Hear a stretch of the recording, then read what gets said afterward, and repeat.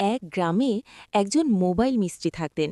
তিনি খুব সাধারণ মানুষ, কিন্তু তার সবচেয়ে বড় গুণ ছিল ঈমানদারি। একদিন এক গরিব লোক তার দোকানে এসে বলল, ভাই, আমার মোবাইলটা চালু হচ্ছে না, ঠিক করতে কত লাগবে? মিস্ত্রি মোবাইলটা ভালো করে দেখে বললেন, ভাই, আপনার মোবাইলে বড় কোনো সমস্যা নেই, শুধু ব্যাটারির কানেকশন ঢিলা ছিল, ৫০ টাকাই যথেষ্ট। লোকটি অবাক হয়ে বলল, আপনি চাইলে তো ৫০০ টাকাও চাইতে পারতেন।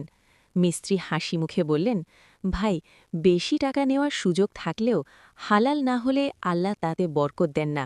রাসূল সাল্লাল্লাহু আলাইহি ওয়াসাল্লাম বলেছেন, যে ধোঁকা দেয় সে আমার উম্মতের অন্তর্ভুক্ত নয়। লোকটি খুশি মনে দোয়া